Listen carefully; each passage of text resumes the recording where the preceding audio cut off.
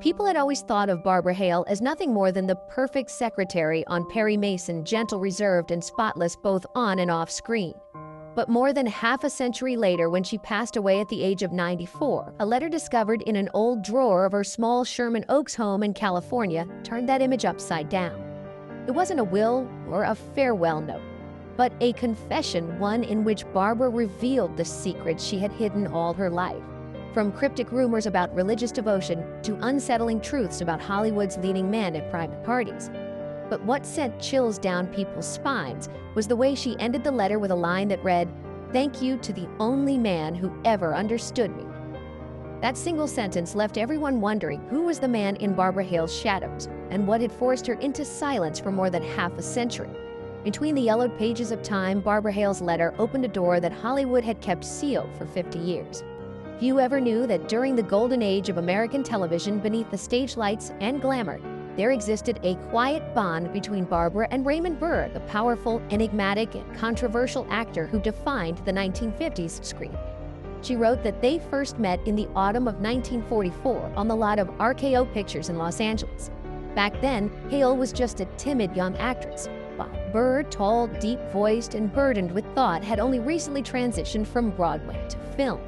They both appeared in small, forgettable roles, yet among the countless faces she saw in him, a strange calmness, as if the noise of the world could never touch him. Late-night line rehearsals, they began sharing fragments of their private lives. Hale wrote in the letter, "At the time, I didn't understand why I always wanted to stay after shooting just to hear Ray talk about the places he'd been." By 1957, fate brought them together again for CBS's new television project, Perry Mason. That was the turning point of their lives. Burr was cast as attorney Perry Mason and Hale as his secretary Della. Their chemistry was undeniable, so natural that even the crew admitted, "These two don't need to act. All it takes is a glance." Viewers were captivated, ratings skyrocketed, and the press couldn't stop talking.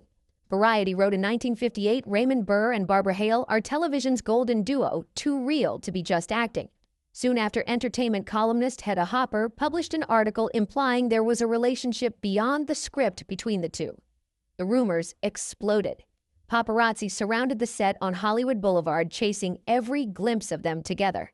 In one 1959 Life magazine photo, Burr was seen holding an umbrella over Hale during a light drizzle outside the CBS studio, and that image spread like wildfire across every tabloid of the time.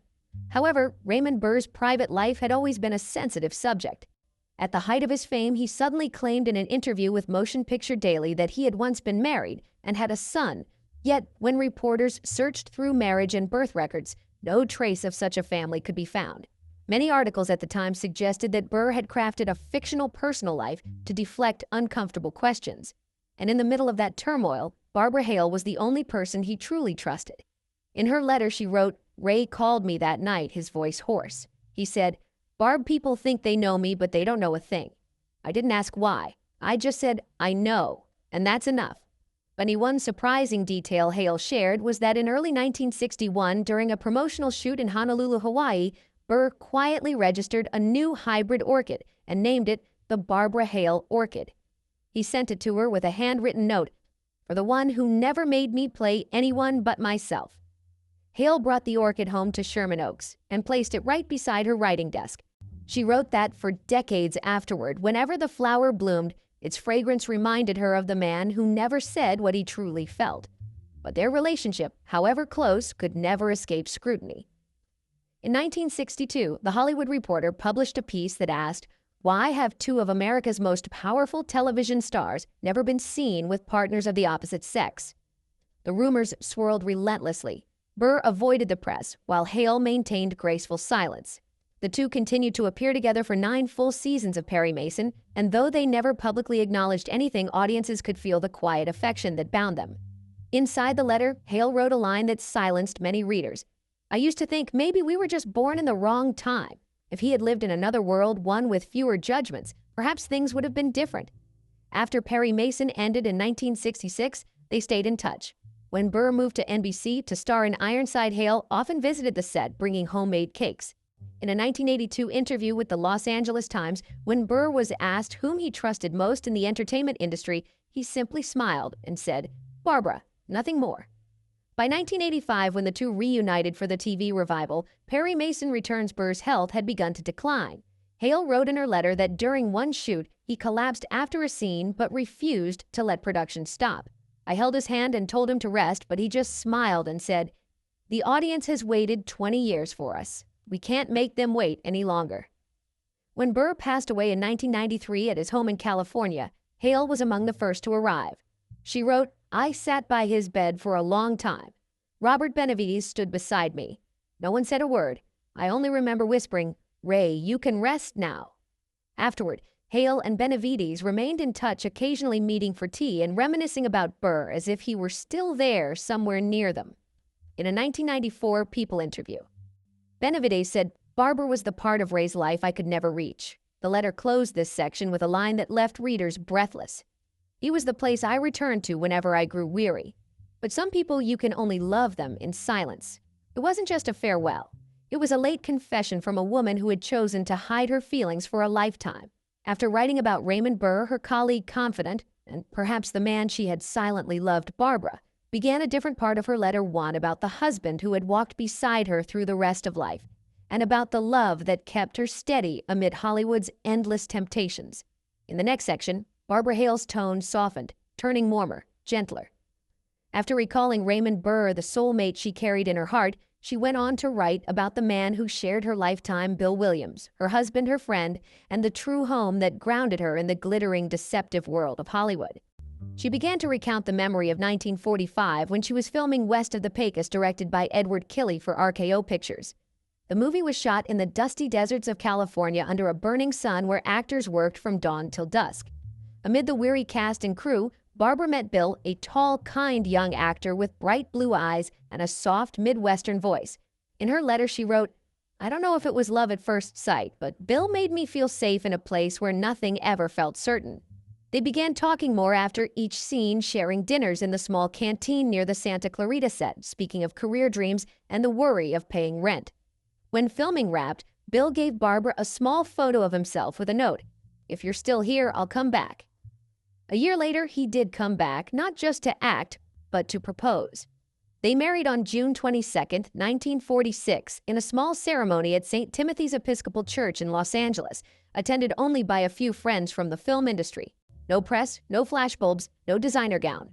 Hale wrote, "We had nothing but faith and our two hands. But I knew I had just married the only man who could walk with me to the end." But the road ahead was not easy. In the early 1950s, as Barbara's career began to rise with films from RKO and Columbia, Bill struggled. He had once starred in the TV series The Adventures of Kit Carson, but after it was canceled in 1955, his career quickly declined.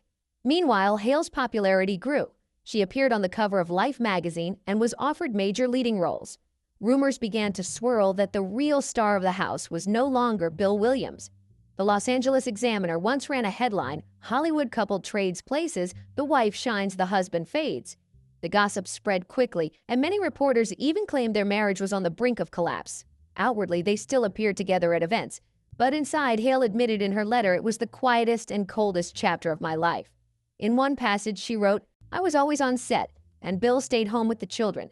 Some nights I'd come home and see him sitting in the dark living room watching old clips of himself.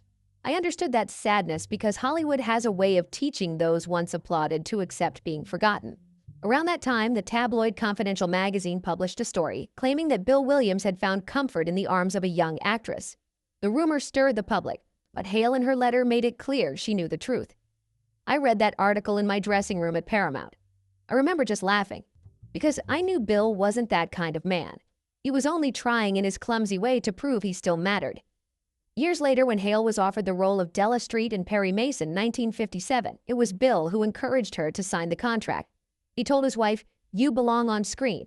All I need is for you to come home each night, and that's enough." Hale wrote that she cried after hearing those words. In that moment, she realized marriage didn't need balanced fame, only kindness and grace. In the letter, she mentioned her 3 children, Jody, Juanita, and William Cat, as the 3 brightest chapters of my life. When speaking of her son William in particular, she wrote, "He is the proof that love can outlast time. I see Bill in every glance, in every smile of his." In a rarely told detail, Hale recalled that in 1963, when